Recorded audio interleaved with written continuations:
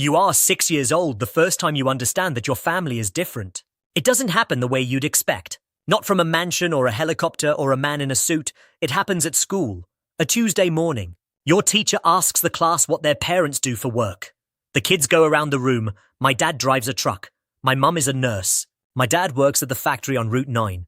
When it gets to you, you say what you've heard at home. My dad owns things.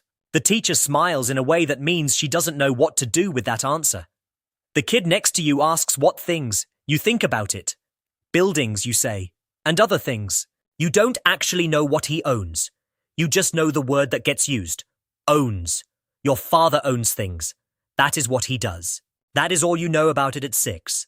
The house you live in has a name, not a number on a street. A name. It sits behind a gate that opens when a car approaches, as if the gate already knows who is supposed to be there. You have a bedroom that is bigger than some apartments. You have a woman named Gloria who makes your breakfast every morning and packs your lunch in a bag that has your initials on it. You think this is normal. That is the first thing to understand. You genuinely, completely, without any doubt, think this is how houses work. You think every house has a gate. You think every lunch has initials. The life you are born into is the only life you can see, and so it becomes, in your mind, simply life. Your father is a large presence in the house. Not large in the way of warmth. He is not the kind of man who sits on the floor and builds things with you. He is large in the way of weather. You feel him before you see him. The house changes temperature when he is home. People move differently. Gloria sets the table differently. Even the dog, a large grey animal whose name you cannot pronounce properly until you are 8, sits differently when your father's car comes through the gate. He is not unkind to you. That is important to say clearly. He is not unkind. He comes to your school performances when he is in the country. He shakes your hand on your birthday, and when you are very young, this seems normal. And when you are older, it will seem like the saddest thing you can imagine. He provides everything. He just never explains any of it. Not the money, not how it works, not where it comes from, not what it means, not what it will require of you. The money is just there, the way the gate is just there, the way Gloria is just there. It is the water you swim in, and nobody ever thinks to explain water to a fish. You are 10 when you first understand that money is something people worry about. It comes from a conversation you are not supposed to hear. A cousin visiting from another city, sitting at the kitchen table with your mother, talking in the low voice adults use when they think children are elsewhere. Something about a bill. Something about not being able to make it stretch. Something about how it must be nice.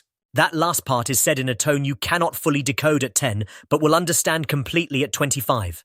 It must be nice. The two words carrying the weight of everything your cousin's family does not have and everything yours does, wrapped in a politeness that is barely politeness at all. You go back to your room and you look at it differently for the first time. The room, the carpet, the television that is bigger than your cousin's entire kitchen wall. You have never once thought about what any of this costs. The concept of cost has never been applied to your own life. Things in stores cost money. Your bike cost money. But the house, the gate, the life, those things just are. They exist the way weather exists. You don't pay for weather. You ask your father that night what things cost. He looks at you for a moment. Then he says, men who ask what things cost are men who cannot afford things. And then he goes back to his newspaper. You are 10 and you absorb this like every other thing your father says. As fact, as the rule, as the way things are. You do not ask again. You are 16 when your father gives you the card. Black, heavier than a normal card, your name on it in raised letters. He slides it across the breakfast table one morning without ceremony, without explanation, without a single word about limits or responsibility or what money actually is. Use it wisely, he says. That is the entire financial education you receive from the man who built a billion-dollar enterprise from a single warehouse in a city nobody has ever heard of. Use it wisely. You use it. Not wisely. You use it the way a person uses something when they have no framework for restraint, because restraint requires understanding scarcity, and you have never once been asked to understand scarcity. You buy things, not because you want them particularly, because the card says yes, and you have never learned to ask yourself whether you actually need the thing the card is about to purchase. Need is not a concept you have been taught to consult. You have been surrounded by yes your entire life. Yes is the language your family speaks. The gate opens. The table is set. The card approves. By the time you are 18, you have spent more money than most people your age will earn in 5 years, and you have nothing to show for it. Not investments, not skills, not even memories that feel particularly meaningful. Just things. A closet full of things. A reputation at school as the kid with the card. And underneath all of it, a feeling you cannot name yet, but will eventually identify as emptiness. Not the emptiness of not having enough. The emptiness of never having been asked to build anything. You go to university. Your father's name is on a building there. This should tell you something. It tells you nothing at the time because it has always been this way. Your father's name on things, opening things, smoothing things. You study something that sounds impressive and means nothing to you. You get grades that reflect the tutors your father pays for rather than the knowledge in your head. You make friends who like the version of you that picks up every check, who disappear quietly during the one semester things get complicated. Junior year. Your father calls on a Wednesday afternoon. His voice is different, not the weather voice. Something underneath the weather. Something you have never heard before and will spend years trying to forget. There are problems, he says. You ask what kind. The kind that take time to explain, he says. And then he tells you that for the moment the accounts are frozen. A legal situation. Being handled. But for now the card will not work. He says this the way a man says it when he is trying to protect you from the size of what he is actually saying. You will find out the full size of it later, in pieces, over years. The restructuring that was actually a collapse. The assets that were leveraged against other assets that were leveraged against nothing. The empire that looked solid from the outside and was held together on the inside by debt and reputation, and your father's absolute refusal to let anyone see how close to the edge it always was. But on that Wednesday afternoon, all you know is that the card does not work.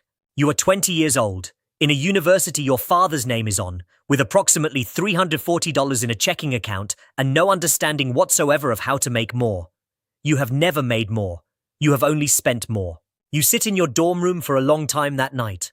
The room that costs more per semester than Gloria earned in a year, a fact you are only now doing the math on. And you realize, sitting there, that you do not know how to do a single practical thing with money. You do not know how to budget. The word budget has never been applied to your life. You do not know what an interest rate is. Not really. Not in the way that it affects actual decisions. You do not know what a 401k is. You do not know what compound interest means in reverse. Which is to say, you do not know what debt actually costs over time. You do not know how to negotiate a salary because you have never needed a salary. You do not know how to read a financial statement because your father never showed you one. You know how to spend. That is the only financial skill you have developed in 20 years, and it is not a skill. It is the absence of one. The years that follow are the years nobody prepares you for. Not the poverty. You are not poor. Not really. The situation stabilizes enough that you are not on the street. But the confrontation with yourself, with the version of you that was built entirely on a foundation you never laid and never examined and never thought to question until the Wednesday afternoon it was taken away. You get a job. This is the first time in your life you have traded hours for money and felt what it costs. 8 hours of your life for a number on a screen. You do the math in a direction you have never done it before. Not how much can I spend, but how many hours does this cost? The jacket you used to buy without thinking. How many Wednesdays is that? The dinner, the trip, how many Mondays? It changes something permanently. You start reading. Not the things you were assigned in school, but the things you actually need. How money moves, how it compounds. How the people who build real wealth, not performed wealth, not the kind that requires an audience, build it. Quietly, incrementally. Through systems and patience and an understanding of how interest works for you instead of against you. You learn the difference between an asset and a liability in a way your father, for all his billions, never taught you. An asset puts money in your account while you sleep. A liability takes it out. Your entire childhood was a liability dressed in the clothes of success. You call your father on his birthday. You are 27. He is older. The empire is smaller, but it exists. He rebuilt enough of it. He is still a man who owns things. You talk for an hour. At the end of the call, he asks how things are going. You tell him you have been investing, building something slowly, index funds, a small rental property, an emergency fund. Things that sound boring to someone who once moved money in the amounts he moved it. He is quiet for a moment. Then he says he is proud of you. You sit with that for a long time after the call ends, because you have spent years trying to untangle the truth about your father, that he gave you everything and taught you nothing, that the wealth was real and so was the silence around it, that the love was genuine and so was the damage, that a man can hand his child the world and still leave them completely unprepared for it. The work you have done in the years since the Wednesday afternoon is not just financial. It is the work of understanding that security was never the money. It was never the gate or the card or the name on the building. Security is the knowledge of how to build, how to assess, how to make decisions about money from a place of understanding rather than a place of entitled blindness. Your father gave you a number. You had to find the education yourself. And some days you are angry about that. And some days you are grateful, because the confrontation made you something the money alone never could. Made you someone who actually understands the foundation, not just the house built on top of it,